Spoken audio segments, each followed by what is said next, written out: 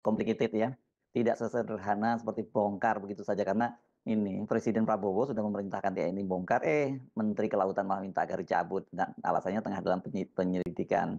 Tapi di balik itu semua ya kita jadi paham ini memang ada kepentingan yang lebih besar dan nelayan yang dibilang masang pagar itu kan hanya untuk kamuflase saja ya karena ternyata ini kawasan itu sudah tidak hanya dipagar tapi juga sudah dikapling-kapling bahkan ada HGB-nya. Gimana ceritanya ini laut kok bisa diterbitkan HGB-nya ini?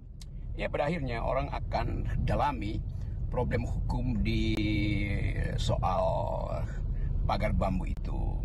Memang sudah disegel oleh Kementerian Kelautan lalu dibongkar oleh Angkatan Laut. Itu menyenangkan buat petani ikan, buat nelayan karena akses mereka untuk melaut akhirnya terbuka. Jadi tindakan dari Angkatan Laut atas perintah Presiden Prabowo tentu tidak memerlukan kejelasan hukum karena itu hanya dengan alasan membuka hak rakyat, hak nelayan untuk memanen ikan di laut terbuka. Jadi itu adalah upaya untuk membela hak rakyat. Itu satu problem sudah selesai. Problem berikutnya adalah memastikan itu yang tanam pagar itu siapa kan? Itu yang masih ditunggu tuh.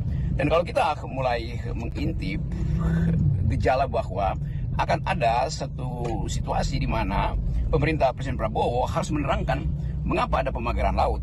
Dan data-data kemudian mulai dibongkar oleh netizen terutama bahwa ternyata laut itu sudah ada HGB-nya tuh. Ini yang kemudian akan jadi problem karena kalau kita ingat laut itu tidak boleh di HGB-kan karena laut itu kalau mau HGB minta izin pada terumbu karang, minta izin pada ikan, minta izin pada kepiting di situ kan itu prinsipnya bahwa laut itu terbuka, tidak boleh dikuasai oleh swasta apalagi dalam upaya untuk mengeksekutifkan wilayah itu. Jadi itu keputusan bahkan itu dijamin karena sengketa itu atau keputusan itu dibuat oleh Mahkamah Konstitusi bahwa laut itu harus terbuka untuk umum, tidak boleh dia diberikan hak apapun, apalagi hak guna bangunan tuh. Jadi membatasi rakyat dengan laut artinya menghindar dari ketentuan hukum yang menganggap bahwa laut itu adalah milik bersama. Jadi itu problemnya. Nah sekarang kita ada dalam situasi yang akan menegangkan karena harus dipastikan pertama siapa yang pasang pagar itu. Dengan kata lain memasang pagar artinya dia sudah punya alas hak, yaitu hak guna bangunan. Dan itu yang sekarang harus dipersoalkan. Siapa yang memberi hak guna bangunan itu? Ya tentu mesti diperiksa pejabatnya siapa, BPN. Tetapi di atas BPN tentu ada kekuasaan lain yang melindungi pemberian hak yang melanggar asas konstitusi itu. Siapa? Yaitu pemerintahan Pak Jokowi ketika itu. Jadi kalau orang bilang Jokowi lagi, ya karena memang pada waktu itu presidennya ada Pak Jokowi kan. Itu yang harus kita periksa itu. Jadi sekali lagi kemampuan netizen untuk mengulik-ulik sesuatu yang sifatnya prinsipil akhirnya membuka kesadaran kita untuk memperjuangkan hak, itu dasarnya. Sangat terlihat ini ada kepentingan politik besar, ada operasi politik juga di balik perbedaan sikap antara TNI AL bahkan dengan ini Presiden Prabowo dengan yang memerintahkan pembongkaran itu dengan kepentingan politik yang Anda tadi disebut kepentingan politik siapa lagi kalau bukan Jokowi ya di balik sikap Menteri Kelautan yang tetap menganggap bahwa yang memagar itu adalah para nelayan. Saya menduga kebisingan politik akan berlanjut karena beberapa ormas besar mulai bersikap ragu-ragu atau mulai mengambil posisi yang kabur dalam soal PIK 2 ini atau dalam soal pagar bambu ini. Jadi kelihatannya ada operasi, sangat mungkin juga operasi yang ingin membela satu kelompok atau operasi justru untuk mengambil keuntungan dari hal-hal yang tidak memungkinkan kita duga dari awal. Tapi jelas bahwa pemerintah di zaman Pak Jokowi itu memberi izin itu melalui BPN atau apapun dengan Pemda, tapi itu rejim yang harus kita pastikan bahwa di dalam rejim Presiden Jokowi terjadi pelanggaran hak atas laut, hak rakyat untuk mengolah laut, dan hak itu yang kemudian dipersoalkan sekarang. Kenapa hak itu berubah menjadi HGB? Jadi sekali lagi ini soal keadilan, dan soal keadilan itu tidak mungkin diselundupkan hanya melalui headline, hanya melalui opini para buzzer itu, hanya melalui talk show.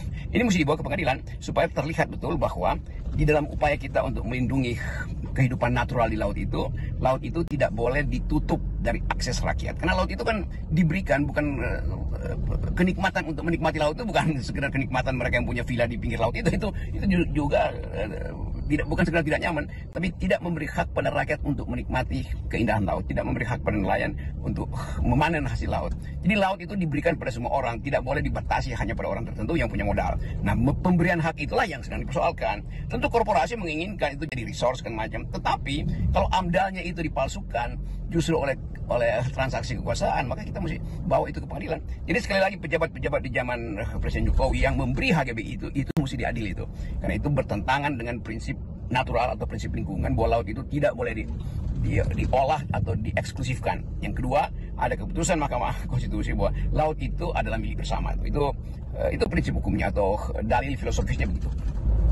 Anda kemarin menyebutkan kalau tidak hati-hati, kasus pemagaran laut ini bisa memunculkan konflik sosial. Dan ini bisa saja juga kemudian berubah menjadi konflik SARA. Pada akhirnya saya melihat bahwa perlawanan hukum soal PIK 2 ini, soal pagar bambu ini, perlahan-lahan sedang berubah menjadi perlawanan sosial. Perlawanan sosial akan menyebabkan isu hukum ini didalilkan lagi mengikuti hukum. Keadilan hukum itu kalau gagal diperjuangkan akan berubah menjadi tuntutan keadilan politik, keadilan sosial, bahkan keadilan kebudayaan yang di dalamnya ada unsur-unsur SARA, agama, doktrin-doktrin yang absolut. Jadi kita mulai melihat bagaimana gejala ini kalau dia dibiarkan terus, maka akan jadi kasus pertama di Indonesia betapa sebuah upaya hukum yang gagal, artinya negara gagal memberi kepastian, lalu diambil alih oleh keadilan jalanan. Nah, keadilan jalanan ini jangan disalahkan, karena ini yang kita sebut sebagai social unrest, sebagai simbol pertama dari perlawanan selalu dimulai dari kerumunan, gosip, lalu berubah menjadi kerusuhan. Itu yang harusnya kita pastikan supaya tidak terjadi. Jadi penyelesaian hukum harus cepat-cepat dilakukan.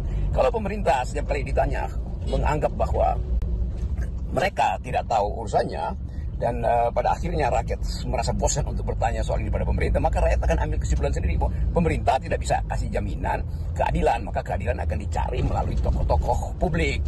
Soal perjuangan yang kita sudah kenali bahwa setiap isu sosial kalau tidak bisa diselesaikan secara formil akan diselesaikan melalui kemampuan, sebut aja kemampuan mengorganisasi masyarakat sipil, kemampuan tokoh-tokoh informal untuk memimpin pergerakan, ulama, pemimpin-pemimpin adat, tokoh-tokoh informal.